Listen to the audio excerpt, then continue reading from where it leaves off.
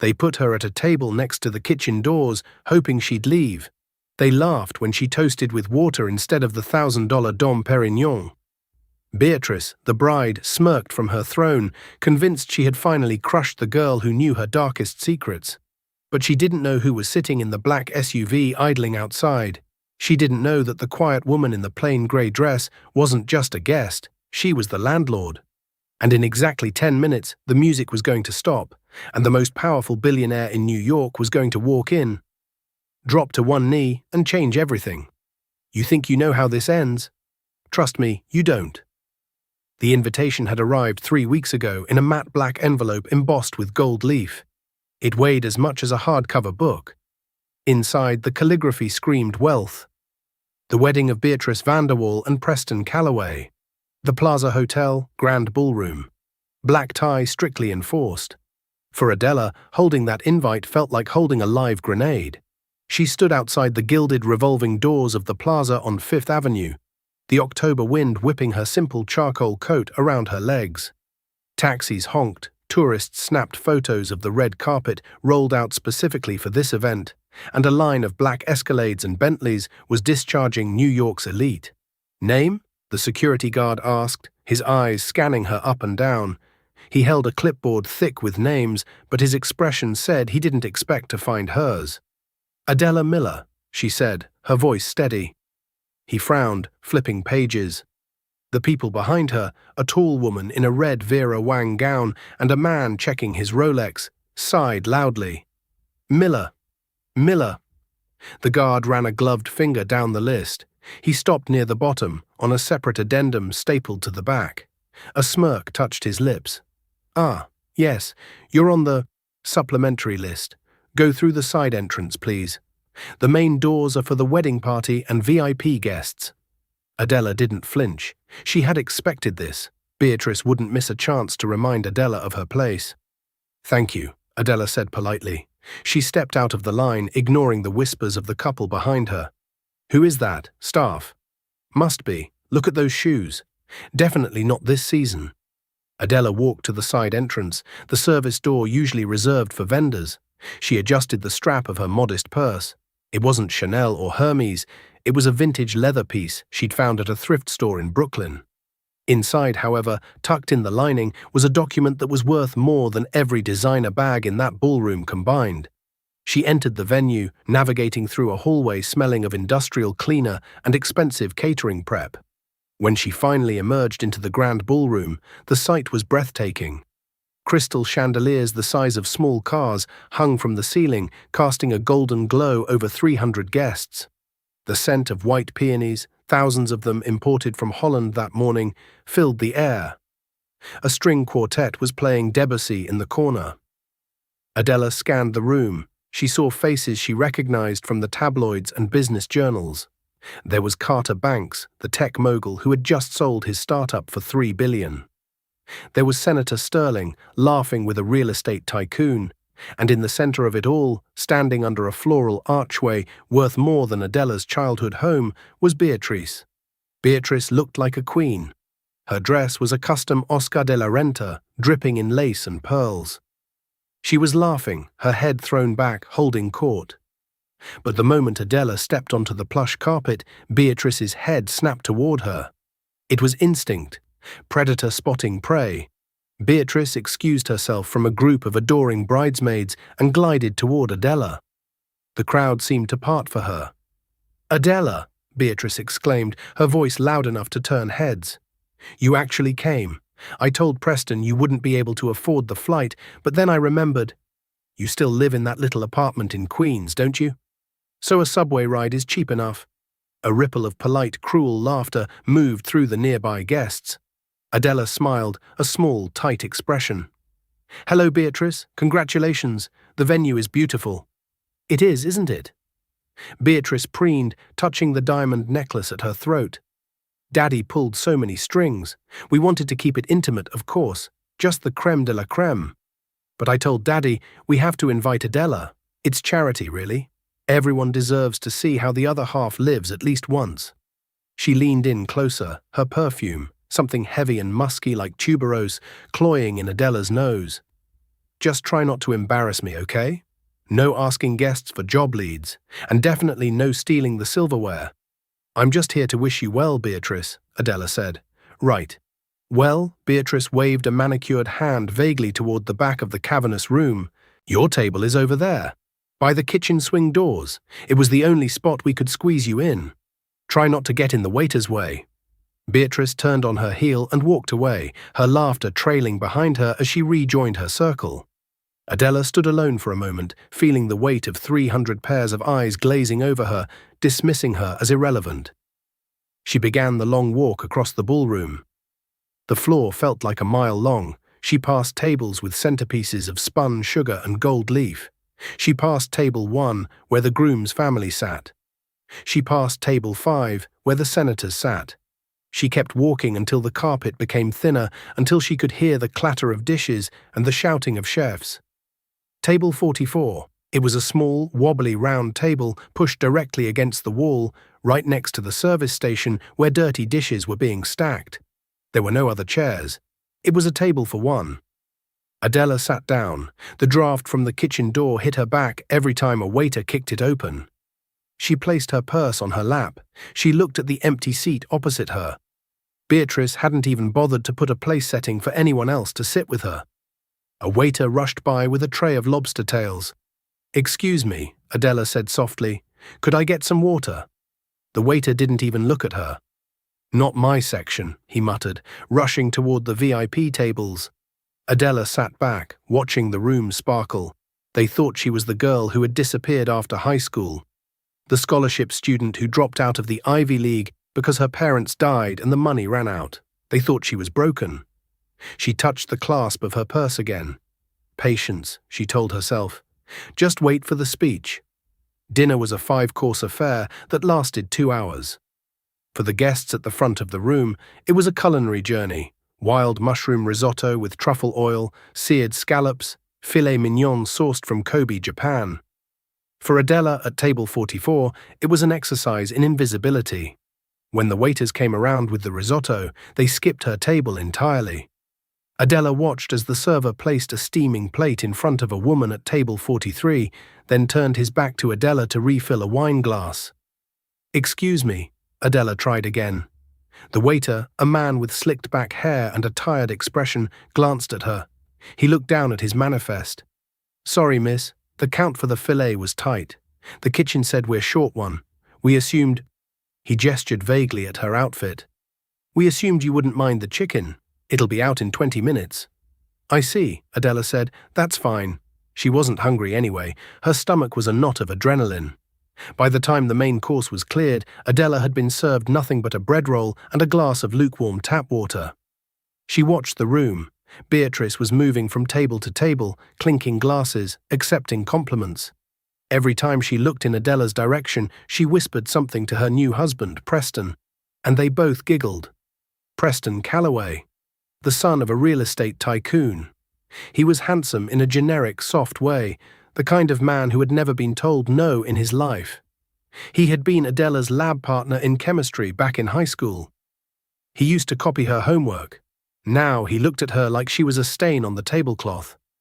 Suddenly, the lights in the ballroom dimmed. A spotlight hit the stage. The DJ's voice boomed over the speakers. "Ladies and gentlemen, please take your seats. We have a very special surprise tonight. A man who needs no introduction, a titan of industry who flew in from Zurich just for this evening. Please put your hands together for the godfather of the groom, Mr. Alora Sterling." A hush fell over the room. Real silence, the kind that money buys. Alora Sterling wasn't just a billionaire, he was an institution. He owned half the skyline of Manhattan, shipping lines in the Pacific, and tech firms in Silicon Valley. He was known for being reclusive, ruthless, and impossible to please. Even Beatrice looked nervous. She smoothed her dress and stood up straighter. The double doors at the main entrance swung open. Alora Sterling walked in. He was in his late 70s, leaning on a cane with a handle carved from ivory. He wore a tuxedo that probably cost more than a luxury car. He moved slowly, but with an intensity that sucked the air out of the room. 2 large bodyguards trailed him. Beatrice and Preston practically ran to meet him halfway down the aisle. Uncle Alora, Beatrice gushed, reaching out to hug him. She had been calling him uncle since the engagement, desperate to attach herself to the Sterling legacy. We are so honored you made it. Alora stopped. He didn't hug her. He looked at her outstretched hands, then up at her face. His eyes were cold, like polished steel. Beatrice, he said. His voice was gravelly and low, amplified by the silent room. I see you've spent the budget. Beatrice laughed nervously. Only the best for the family, right? The family, Alora repeated. He looked at Preston. You look tired, boy. Marriage weighs on you already? Not at all, sir, Preston stammered. Good. Alora tapped his cane on the floor. I'm not staying long. My jet leaves in an hour. But I came to deliver a gift, and to check on an investment. Of course, please take the head table. Beatrice gestured frantically to the empty seat of honor next to the bride and groom. We saved the best seat for you. Alora didn't move toward the head table. Instead, he turned his head. He began to scan the room. He looked past the senators, past the tech moguls, past the nervous socialites. He was looking for something, or someone. Actually, Alora said, I prefer to sit with people who have something interesting to say. He started walking. Beatrice froze. Uncle Alora, the head table is this way. Alora ignored her. He walked past table 1. He walked past the dance floor. The entire room turned in their seats, their necks craning to see where the billionaire was going. He walked past table 10. Past table 20. The crowd began to whisper, where is he going? Is he leaving? Alora kept walking until the carpet got thin. He walked until the smell of the kitchen grew strong. He walked all the way to the back of the room, to the wobbly table pushed against the wall by the swinging doors. He stopped in front of table 44. Adela looked up. Her heart hammered against her ribs, but she didn't stand. She kept her hands folded on her lap. Alora Sterling, the man who made grown CEOs weep in boardrooms, looked down at Adela. Then a slow, genuine smile broke across his face, the first smile anyone had seen from him all night. The service back here is terrible, Alora said loudly. I hope the company is better. Adela smiled back. The bread rolls are a bit stale, Alora, but the view of the kitchen is unparalleled. The room gasped. She called him Alora. Beatrice came running up, her heels clicking frantically on the floor. Uncle Alora, what are you doing? That's just Adela. She's nobody. There must be a mistake. Alora turned slowly to look at Beatrice. The smile vanished. Nobody? Alora asked. He looked back at Adela. Is that what you told them, my dear? Adela stood up then. She smoothed her simple grey dress. She picked up her vintage purse. I didn't tell them anything, Alora, Adela said calmly. I thought it would be more fun if you did. Alora chuckled. He offered his arm to Adela. Well then, shall we go to the stage? I believe I have an announcement to make. Beatrice stood there, mouth agape, as Alora Sterling, the most powerful man in the room, escorted the girl from the kitchen table toward the microphone. And that was when Adela saw the fear flicker in Beatrice's eyes for the first time. Because Beatrice knew one thing. Adela Miller might have been poor in high school, but 7 years is a long time. And in the world of high-stakes finance, nobody stays a nobody forever if they have the right friends. Beatrice grabbed Preston's arm. Do something, she hissed. What can I do? Preston whispered back, pale as a sheet. That's Alora Sterling. Adela and Alora stepped onto the stage. The feedback from the microphone whined for a split second before silence descended again. Adela looked out at the crowd. She saw the waiter who had denied her water. She saw the security guard who had sent her to the side door. She saw Beatrice trembling in her couture gown. Alora leaned into the mic. Good evening, he said. Most of you know me as the owner of Sterling Industries. But very few of you know that Sterling Industries has been quietly acquired over the last 6 months. A murmur of shock went through the crowd. This was business news that would crash the stock market. I am retiring, Alora continued, and tonight I am here to introduce you to the new majority shareholder. The person who now owns the hotel we are standing in, the bank that holds the mortgage on the groom's family estate, and the company that employs half of the people in this room. He turned to Adela. Ladies and gentlemen, Alora said, meet the boss. The silence in the grand ballroom was absolute. It wasn't just quiet, it was a vacuum. 300 people, collectively worth billions of dollars, seemed to forget how to breathe simultaneously. A champagne flute slipped from the fingers of a socialite at table 10 and shattered on the marble floor. The sound was like a gunshot in the stillness. Nobody moved to clean it up. Beatrice was the first to break. The color had drained from her face, leaving her rouge standing out like clown makeup on her cheeks. Her perfect smile, practiced in mirrors for months, had dissolved into a twitching grimace. She let go of Preston's arm and took a stumbling step toward the stage. "Uncle Alora," she laughed, but it came out as a high-pitched squeak. That's very funny. You always did have a dry sense of humor. Adela, the boss? She used to borrow my old textbooks because she couldn't afford to buy her own." She turned to the crowd, her eyes wild, pleading for backup. "It's a joke, everyone. Alora is just playing a prank on the bride." Alora didn't even look at her. He kept his gaze fixed on the crowd, leaning casually on his ivory-handled cane. "Beatrice," Alora said, his voice dangerously low into the microphone, "you've known me for 5 years, ever since you started clawing your way into Preston's family. Have you ever, once, known me to tell a joke about my money?" Beatrice stopped cold. The answer, as everyone in the room knew, was no. Alora Sterling treated his business with the reverence of a religion. "The paperwork was finalized yesterday morning in Zurich," Alora continued, addressing the room. "I retain a minority stake and an advisory board seat. But 90% of my holdings, including the controlling interest in the Callaway family debt structures, now belong to Miss Miller." He stepped back from the mic and gestured for Adela to take it. Adela stepped forward.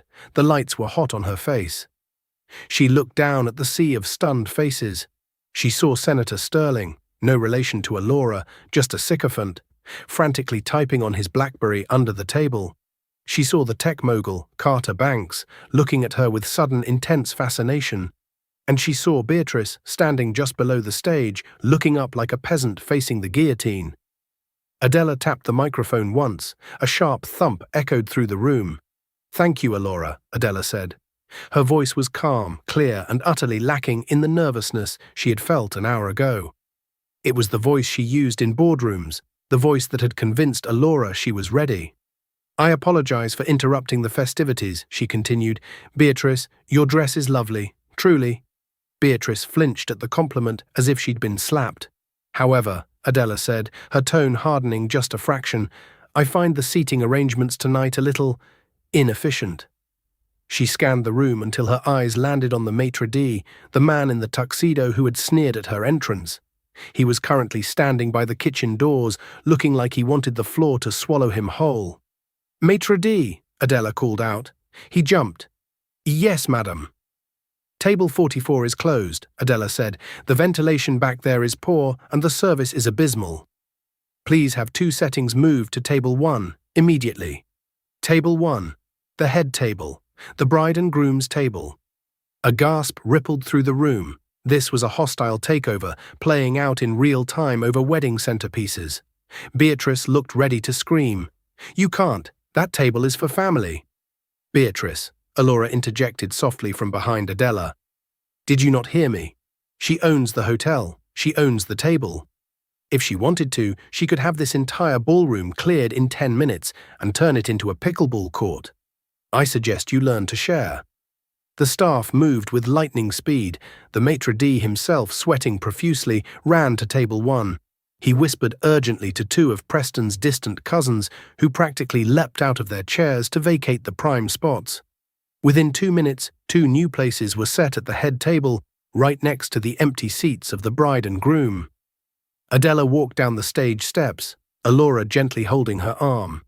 The crowd parted like the Red Sea. As she walked, she noticed a distinct shift in the atmosphere. The sneers were gone. The dismissive glances vanished. Instead, she saw fear, calculation, and naked ambition in the eyes of the guests. A woman in Dior, who had loudly criticized Adela's shoes earlier, literally curtsied as Adela passed. Adela ignored her. She walked straight to table 1 and sat down in her new seat. Alora sat beside her. Beatrice and Preston were the last to sit.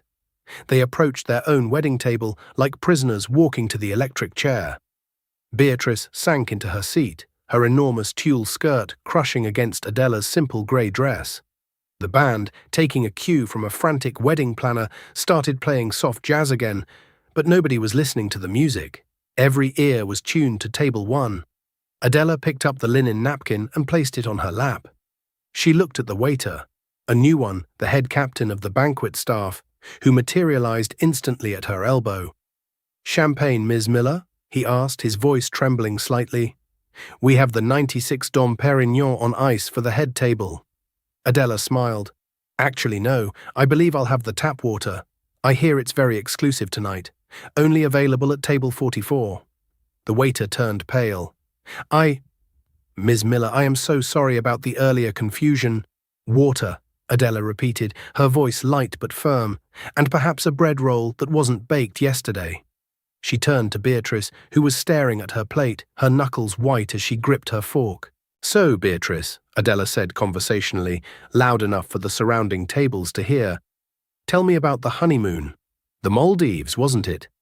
Staying at the sterling luxury resort on the private island?" Beatrice looked up, her eyes darting nervously. "Yes, it's all booked." "Ah," Adela nodded slowly. "It's beautiful there this time of year. I was just reviewing the bookings for that property this morning. I might need to make a few adjustments to the VIP suite availability. Company retreat, you understand." Beatrice dropped her fork. It clattered loudly onto her china plate. The message was clear. "I can cancel your honeymoon with a phone call." Dinner resumed, but it was a macabre affair. The guests at the head table ate in near silence, save for the scraping of cutlery. Preston was drinking whiskey like it was water. Beatrice pushed food around her plate, looking sick. Alora, however, was enjoying himself immensely. He ate his filet mignon with gusto, occasionally leaning over to whisper something to Adela that made her smile genuinely.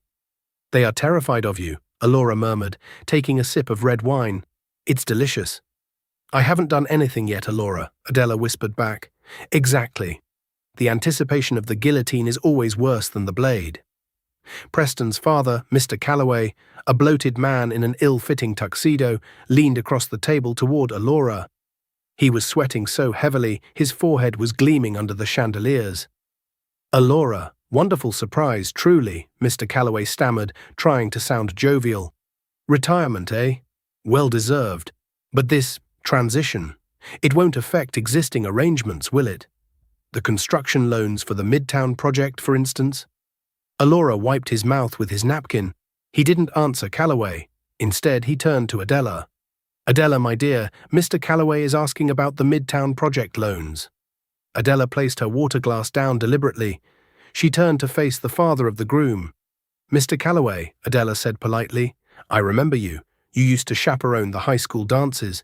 You once told me my dress was inappropriate because it was homemade." Mr. Calloway turned a shade of purple that clashed with the floral centerpieces.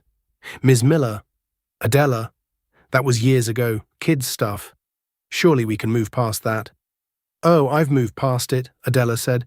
"I'm focused entirely on the future now. Specifically, the future of Calloway Development's liquidity." She reached into her vintage purse, the one Beatrice had mocked. She didn't pull out a compact or lipstick. She pulled out a slim leather-bound tablet. She tapped the screen a few times, the light illuminating her face from below. "I was reviewing the files on the flight over," Adela said, her tone purely professional now. "The Midtown project is 6 months behind schedule and 40% over budget. The bridge loans you're relying on to keep the company afloat are due for renewal next Friday." Preston stopped drinking. He stared at his father, realizing for the first time that his trust fund wasn't a bottomless pit. "We just need an extension, Adela," Mr. Calloway pleaded, dropping the pretense of formality. "Just 6 months. Alora always gave us extensions. We're practically family." "Alora was sentimental about old acquaintances," Adela said, not looking up from the tablet. "I am not. I see high-risk debt secured by assets that are currently depreciating. From a purely actuarial standpoint, renewing those loans is bad business." Beatrice snapped. "Bad business? This is our wedding. You're talking about bankrupting Preston's family at our wedding dinner. How dare you?" Adela slowly raised her eyes from the tablet to meet Beatrice's gaze. "How dare I?" Adela repeated quietly. "Beatrice, you invited me here tonight as a prop. You put me by the garbage cans so you could feel better about yourself. You wanted to show me how far above me you are." She leaned in closer. "You wanted a show? You have one. This is the reality of the world you so desperately wanted to marry into. It's not about flowers and dresses, it's about leverage. And right now, I hold all of it." Beatrice looked at Preston, desperation clawing at her throat. "Preston, say something. She can't do this." Preston looked at his new wife, then at his sweating father, and finally at the quiet woman in the grey dress who held his financial future in her hands. "B," Preston muttered, staring into his empty whiskey glass. "Shut up." Beatrice recoiled as if he had struck her. The facade of their perfect romance crumbled in 2 words. Alora chuckled softly. "Checkmate." "Not yet," Adela whispered to Alora. "That was just the opening pawn move." She put the tablet away. "Mr. Calloway, my office will contact yours on Monday to discuss the terms of restructuring. It won't be pleasant, and it won't be cheap. But if you want to keep your company, you'll do exactly what I say." Mr. Calloway nodded weakly, looking like a broken man. "Now," Adela stood up, signaling the end of the dinner portion of the evening. "I believe it's time for the speeches. Beatrice, didn't you mention your maid of honor had prepared something special? A slideshow of your journey?" Beatrice looked horrified. The slideshow was full of photos of her yacht trips, her designer shopping sprees, the excesses that Preston's dad had paid for with borrowed money. Money now owed to Adela. We can skip the speeches," Beatrice said quickly. "Nonsense," Adela smiled, a shark-like glint in her eye. "I wouldn't miss it for the world. Let's see what $75,000 in floral arrangements buys these days." She turned and walked toward the dance floor, the crowd parting for her with reverence. Alora followed, winking at a devastated Beatrice as he passed. The real party was just getting started. The transition from dinner to dancing is usually the moment a wedding exhales. Ties are loosened, heels are kicked off under tables, and the open bar gets busy. At the Calloway Vanderwall wedding, the atmosphere was less celebration and more hostage situation. Adela led the way to the edge of the gleaming white dance floor, Alora tapping along beside her. She stood right in the center, where the bride and groom should have been receiving their first toast. The 300 guests formed a terrified semicircle around her. "Please, everyone, carry on," Adela said, gesturing vaguely with a hand that now seemed to hold the power of life and death over them. "Don't let a little corporate restructuring ruin a party." The band nervously started playing an upbeat funk song, but nobody danced. They just stared at Adela, then darted glances toward the head table where Beatrice was frantically whispering to a pale Preston. "The speeches," Adela reminded the room, her voice cutting through the music. The band abruptly stopped. "We must have the speeches." The best man, a thickly built former frat brother of Preston's named Bryce, was shoved toward the microphone. He held a crumpled piece of paper and looked like he wanted to throw up.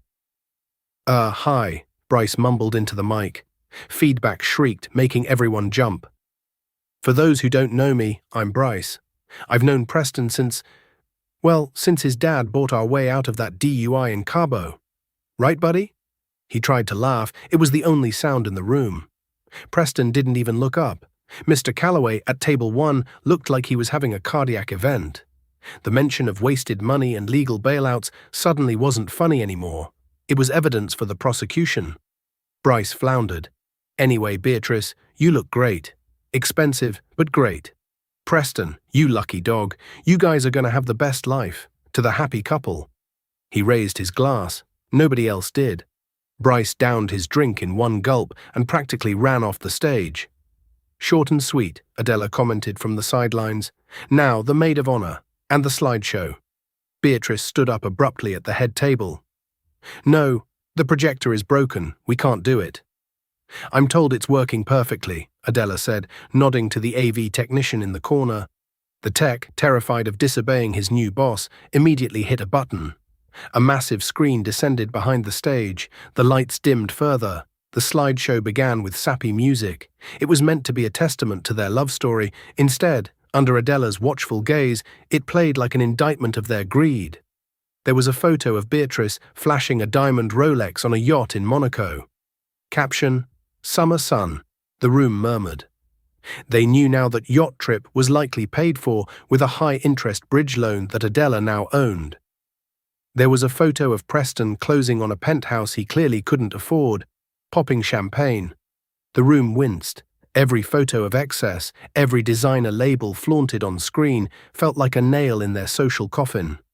Beatrice sat frozen, watching her own vanity broadcast to the people who were currently mentally calculating her husband's bankruptcy. It wasn't envy in their eyes anymore. It was pity, and worse, judgment. When the slideshow ended, the applause was scattered and thin. "Beautiful," Adela said, clapping slowly 3 times. "A true testament to investment." The band leader, desperate to break the tension, announced, "And now, the moment we've all been waiting for. Mr. and Mrs. Calloway, please take the floor for your first dance as husband and wife." Beatrice and Preston stood up like automatons. They walked to the center of the floor. Beatrice put a stiff hand on Preston's shoulder. He placed a sweaty hand on her waist. They looked less like lovers and more like 2 people clinging to debris after a shipwreck. The song began. It was At Last by Etta James. They swayed awkwardly. Beatrice was whispering furiously at Preston, her fixed smile not reaching her panicked eyes. Preston was shaking his head, looking over her shoulder at his father, who was now slumped in his chair. They had been dancing for perhaps 45 seconds when Adela stepped onto the dance floor. It is effortless to interrupt a wedding dance if you own the building. Adela simply walked up to the couple. She tapped Beatrice on the shoulder. The music didn't stop, but the couple did. Beatrice whipped around, her eyes wide with horror. "What are you doing? You can't cut in on the first dance."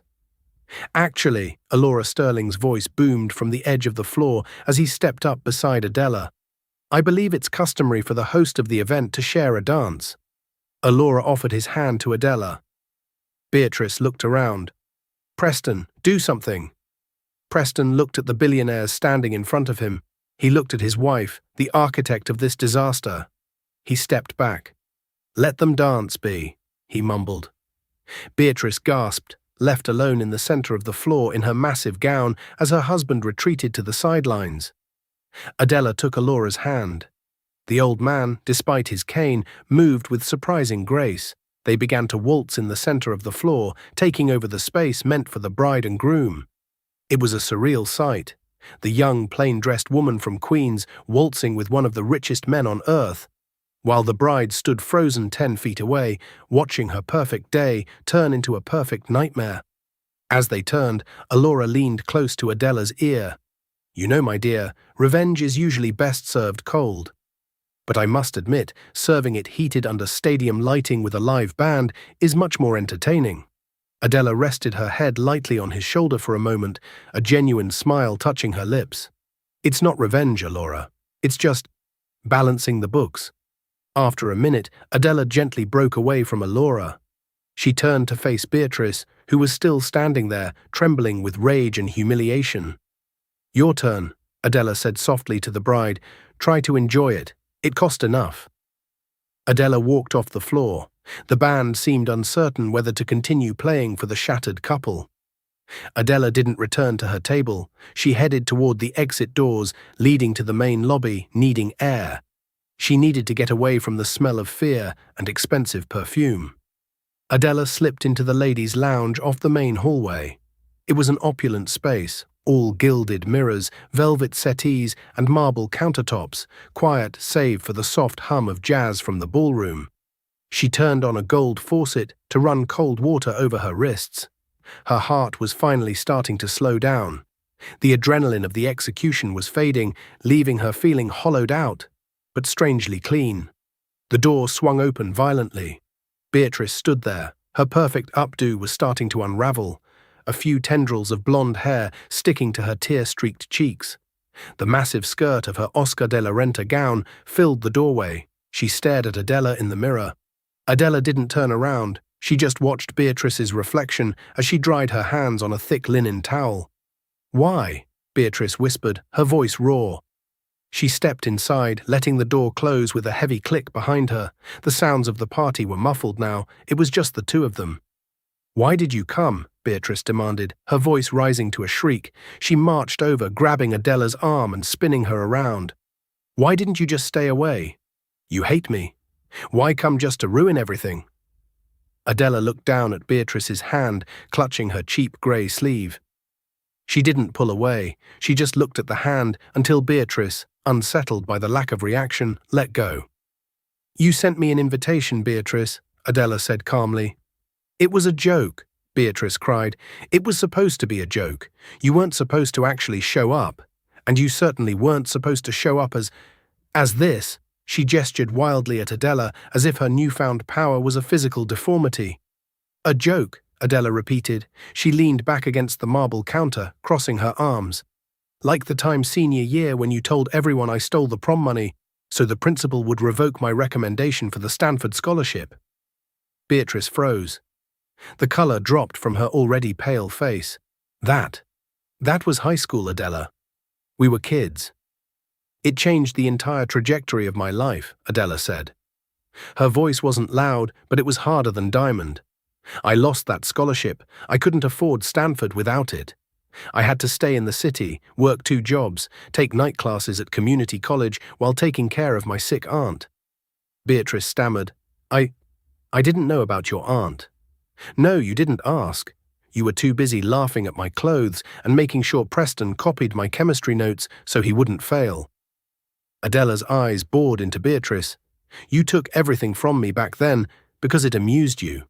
Because you needed someone to look down on, to feel tall." Beatrice began to cry in earnest now, ugly, desperate sobs.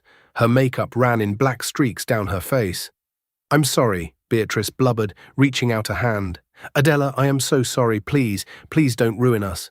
Preston's dad, if you call those loans, they'll lose the estate. Preston won't have anything. We won't have anything." "You'll have each other," Adela said quietly. "Isn't that what today is all about?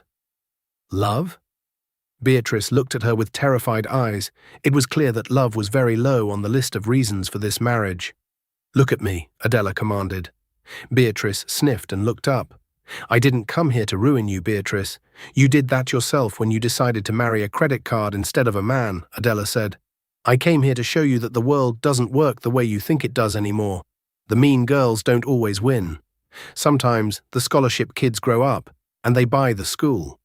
Adela pushed off the counter and walked toward the door. "Wait," Beatrice pleaded, spinning around. "What are you going to do? About the loans? About the honeymoon?" Adela paused with her hand on the brass knob. She looked back over her shoulder at the weeping bride in the ruined wedding dress. "The honeymoon is cancelled. I already had my assistant handle that. The Sterling Resort is fully booked for a corporate retreat." Beatrice gave a choked sob. "As for the loans," Adela continued, "Preston and his father have a meeting at my offices on Monday at 8 a.m. sharp. If they are 1 minute late, I liquidate the company." She opened the door. The sound of the band playing a forced, cheerful tune flooded in. "And Beatrice," Adela added as a final thought, "if I were you, I'd start looking for a job. I hear they're hiring waitstaff for the banquet hall. You already know the layout. Just stay away from table 44. The draft is terrible." Adela stepped out into the hall, letting the door swing shut on Beatrice's breakdown. Alora was waiting for her near the coat check, leaning on his cane and checking his watch. He looked up and smiled as she approached. "All done?" he asked. "All done," Adela confirmed. She picked up her worn leather purse from the attendant, who handled it like it was made of spun gold. "Shall we call the car?" Alora asked. "Let's walk a bit," Adela said. "The air in here is stifling." They walked out through the main revolving doors of the plaza, leaving the gilded cage behind them. Outside, the New York autumn air was crisp and cool. The wind hit Adela's face, and for the first time in 7 years, she felt completely, utterly free. Behind them, inside the ballroom, the most expensive wedding of the season was slowly dissolving into chaos, crying, and panicked calls to bankruptcy lawyers. But Adela Miller didn't look back once. She had a board meeting in the morning. Monday morning in Manhattan is a different beast than a Saturday night at the plaza. There is no music, no champagne, and no mercy. At 7:45 a.m., 15 minutes early, Preston Calloway and his father, Robert Calloway, sat in the waiting room on the 40th floor of the Sterling Industries building, now the headquarters of Miller Global. Gone were the tuxedos and the arrogant swagger. Robert Calloway looked 10 years older than he had 2 nights ago. His skin was sallow, his eyes rimmed with red. He wore a suit that was expensive but looked slept in. Preston sat with his head in his hands, staring at the polished concrete floor. He hadn't spoken to his father since the car ride over. The receptionist, a sharp woman named Sarah, didn't offer them coffee. She didn't even look up from her typing. At exactly 8:00 a.m., the heavy double doors of the boardroom opened. "Ms. Miller will see you now," Sarah said. The 2 men stood up, their legs stiff. They walked into the boardroom. It was a cavernous space, dominated by a long table made of reclaimed black wood. One entire wall was glass, offering a view of the city that Robert Calloway used to think he owned a piece of. Adela sat at the head of the table. She wasn't wearing the grey dress anymore. She was wearing a tailored navy power suit, her hair pulled back in a severe, elegant bun. Alora Sterling sat to her right, acting as a silent observer. A team of 4 lawyers sat to her left, their laptops open and ready. Adela didn't stand up to shake hands. She gestured to the 2 empty chairs at the far end of the table, the defendant seats. "Sit," she said. They sat. "Let's skip the pleasantries," Adela began, sliding a thick file across the long table. It spun perfectly, stopping inches from Robert's hand. "I've spent the weekend auditing Calloway Development's books. It's worse than I thought. You're not just over-leveraged, Robert. You're insolvent." Robert wiped sweat from his upper lip. "It's a cash flow issue, Adela, Ms. Miller. The market is soft. If we can just get the bridge loan renewed, the Midtown condos will sell and—" "The Midtown condos have structural issues you tried to bury in the zoning paperwork," Adela cut him off. "I saw the inspector's report you tried to hide. That project is dead. It's a teardown." Preston looked up, shocked. "Dad, you said it was just a permit delay." Robert ignored his son.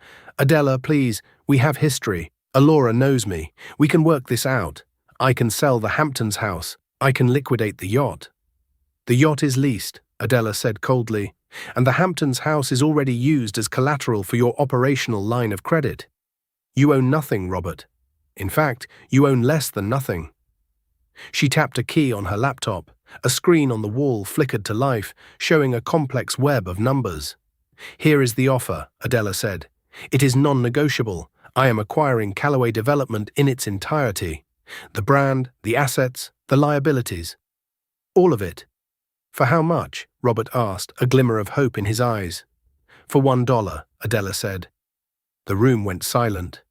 $1, Robert gasped. "The land alone is worth $50 million. The debt is worth $80 million, Adela countered. "I'm doing you a favor. I'm taking the debt off your hands so you don't go to federal prison for fraud regarding those inspector reports. You walk away clean, no company, but no handcuffs." Robert Calloway slumped in his chair. He looked at Alora, begging for help. Alora just examined his fingernails, bored. "And me?" Preston asked, his voice cracking. "What happens to me? I'm the VP of Operations."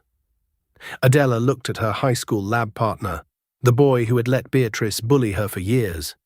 "Your position is redundant," Adela said. "However, I am aware that you are now a married man with a wife who has expensive tastes.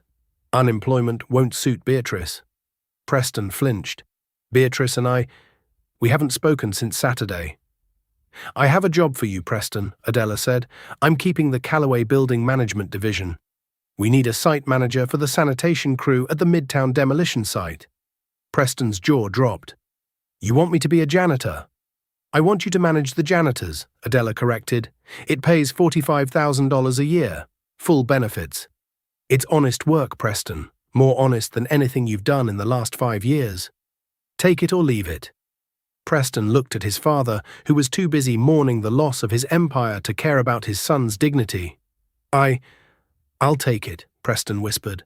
"Good," Adela said. She closed her laptop. "Sign the papers, then get out of my building." As they scrawled their signatures, signing away 3 generations of family legacy, Adela didn't feel a surge of joy. She felt a quiet sense of order being restored. The balance sheet was finally corrected. The winter snow was falling softly on Fifth Avenue. Adela sat in the corner booth of a small warm cafe, nursing a cappuccino. Across from her sat Alora Sterling, looking healthy and vibrant despite his retirement.